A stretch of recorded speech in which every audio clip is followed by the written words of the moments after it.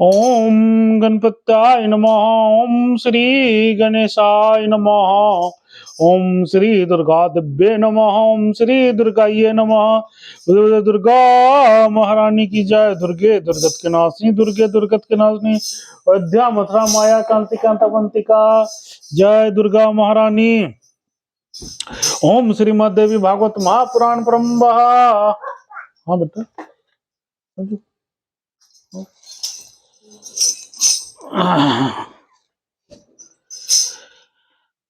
प्रथमं खंडः। तुमे माता च पिता तुमेव, तुमेव बन्धो च सखा तुमेव, तुमेव विद्यार्थिनं तुमेव, तुमेव सर्वं देवदेव।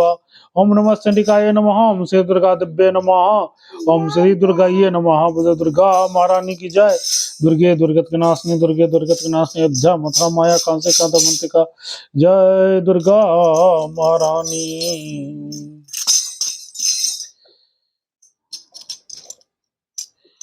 राखू ना कन, बाद में बजाओ। हाँ राखू ना बाद में बजाओ। पूजा कर दै छी ना तकर बाद। ठीक छै? ठीक है।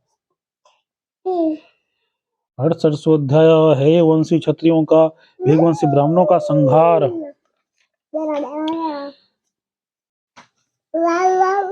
बोलो बोलो बोलो दुर्गा महारानी की।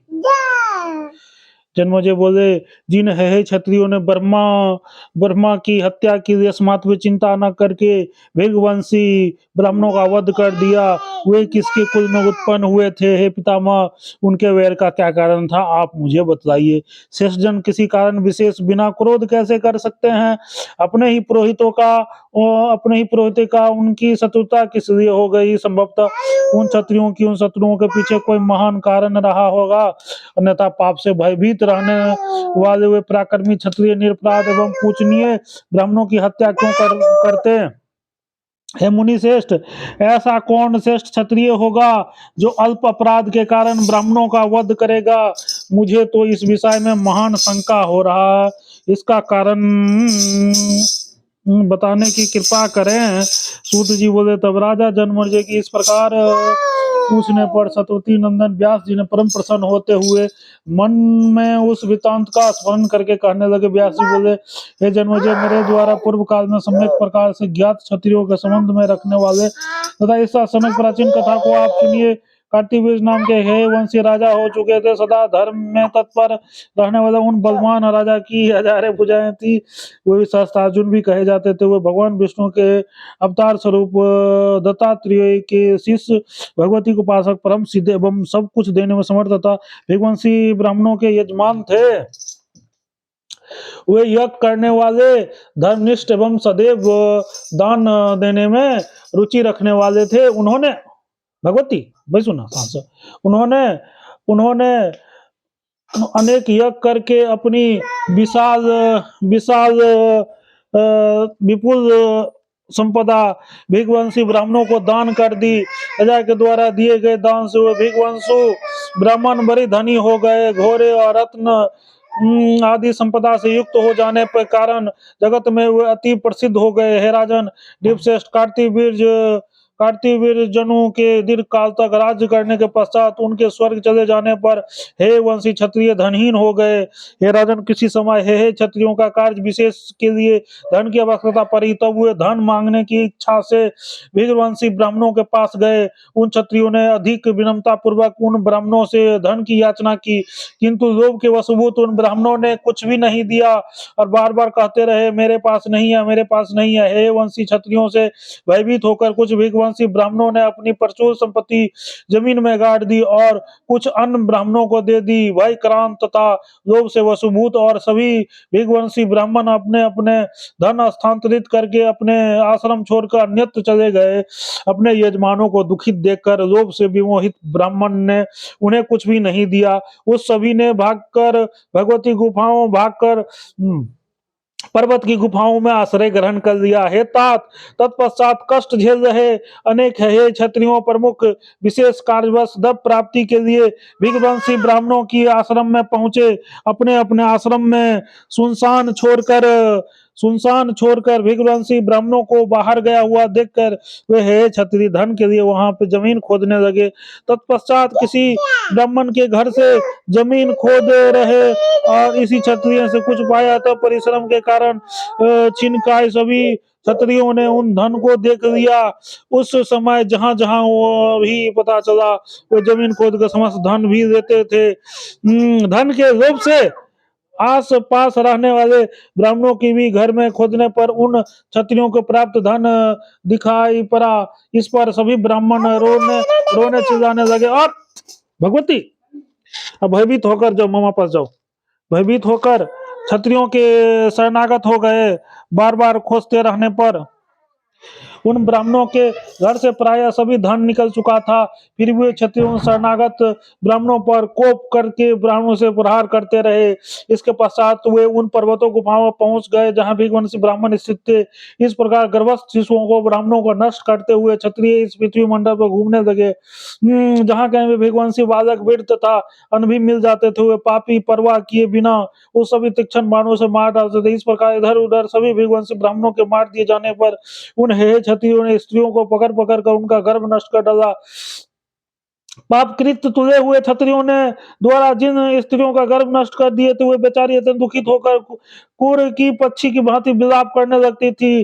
तब अन्य तीर्थवासी मुनियों ने भी अभिमान में चूर उन हे वंशी क्षत्रियों से कहा, हे क्षत्रियों, तुम लोग ब्राह्मण पर ऐसा भयंकर क्रोध करना छोड़ दो। हे श्रेष्ठ क्षत्रियों, तुम लोग तो अत्यंत निंदनीय अनुचित कार्य आरंभ कर दिया है, जो कि तुम लोग भृगुवंशी ब्राह्मणों को पत्नियों को गर्भोच्छेद कर रहे हो। अत्यंत उग्र पाप तथा पुण्य का फल इसी लोक में प्राप्त हो जाता है। इसलिए कल्याण की इच्छा रखने वाले प्राणियों को गर्हित कर्म का परित्याग कर देना चाहिए। तत्पश्चात क्रोध में भरे हुए उन हे क्षत्रियों ने परम दयालु मुनियों से कहा, आप अभी लोग साधु है, अतः पाप कर्मों का रहस्य नहीं जानते।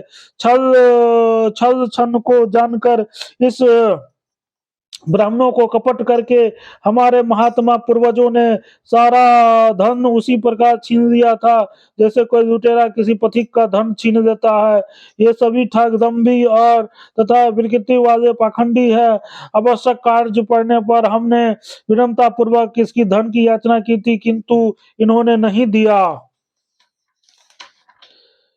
यहाँ तक कि चतुर्थांश वृद्धि पर भी धन मांगने पर हम याचकों को अत्यंत दुखित देखकर इन निष्ठुर ब्राह्मणों ने हमारे पास नहीं ऐसा कहा। महाराज, कार्तिवीर से धन प्राप्त करके इन्होंने किस प्रयोजन से धन की रक्षा की? इन्होंने न तो यज्ञ किया, न तो याचकों की प्रचुर दान दिया। ब्राह्मणों को कभी भी धन का संग्रह नहीं करना चाहिए। यज्ञ करने, दान देने तथा सुखोभोग में यथेष्ट धन का उपयोग करना चाहिए। हे विप्रो, पास में धन रहने पर चोर, राजा, अग्नि तथा धूर्तों का महान भय कहा गया है। जिस किसी भी उपाय से अपने ही रक्षा करने को धन छोड़ देता, वो व्यक्ति धन छोड़कर स्वयं मर जाता और दुर्गति को प्राप्त होता। सबने बड़ी विनम्रता के साथ इन लोगों से चतुर्थांश वृद्धि पर धन मांगा था, फिर भी लोभ के कारण संशय में पड़े हुए पुरोहितों ने हमें धन नहीं दिया। दान भोग और नाश, धन की इस प्रकार की गति होती है। पुरुषाली प्राणियों की धन की गति दान तथा भोग है। दुष्ट आत्मा वाले प्राणियों की धन की गति नाश है।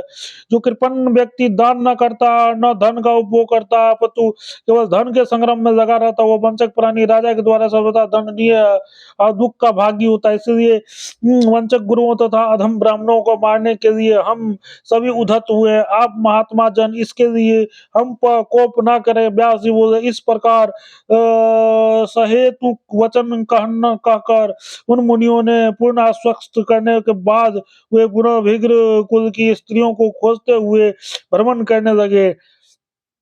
भया तथा अत्यंत कृष शरीर वाले भृगवंशी पत्नियों को हिमवान पर्वत पर रोती तथा कांपती हुई पहुंची। इस प्रकार धन लोलुप तथा पाप कर्मों में भूत है हे ने उन ब्राह्मणों को बहुत पीड़ित किया तथा उसका संहार किया। लोभ मनुष्यों की देह में रहने वाले सबसे बड़ा शत्रु है। यह समस्त दुखों का अगाध दुखदाई तथा पापों का नाश करने वाला कहा गया। यह लोभ संपूर्ण पापों की जड़ तथा सभी दुखों का कारण है। लोभ से युक्त प्राणी तीनों वर्णों के लोगों से विरोध रखने वाला होता है। लोभ से वशभूत प्राणी अपने सदाचार तथा कुल धर्म का भी परित्याग कर देता है। अपने माता पिता भाई बांधव गुरु मित्र पत्नी पुत्र तथा वध कर देता है। इस प्रकार लोभ से वशभूत मनुष्य पाप से विमोहित होकर कौन सा दुष्कर्म नहीं कर जाता। क्रोध काम तथा अहंकार से भी बढ़कर लोभ महान शत्रु है। लोभ में बढ़कर मनुष्य अपने प्राण तक गवा देते हैं। फिर भी इसके विषय में क्या कहा जाए महाराज। पूर्वज धर्म तथा सतपथ पर चलने वाले थे, किंतु वे पांडव तथा कौरव लोभ के कारण ही मारे गए। जहाँ विश्व पितामह द्रोणाचार्य के प्राचार्य कर्क वहिक भीमसेन धर्मपुत्र युधिष्ठिर अर्जुन तथा श्री कृष्ण भी ये सब लोग वसूबत उन्होंने आपस में भीषण युद्ध किया। कुटुंब का महाविनाशक कर डाला। उस युद्ध में द्रोण भीष्म पांडवों के पुत्र भाई पिता पुत्र सभी मारे गए थे। लोभ परायण मनुष्य क्या नहीं कर डालता। लोभ के कारण ही बाबूद हे वंशी क्षत्रियों ने विग्र कुल के समस्त ब्राह्मणों को मार डाला था। इति श्रीमद्भागवत महापुराण संहिता षष्ठ संदेह धन हरणें तथा सह विगुणां वध वर्णनं नाम षडशोऽध्यायः तत्सत्। प्रेम से बोलो जगत जननी जगदम्बा माता की जय। बोले बोले दुर्गा महारानी की जय।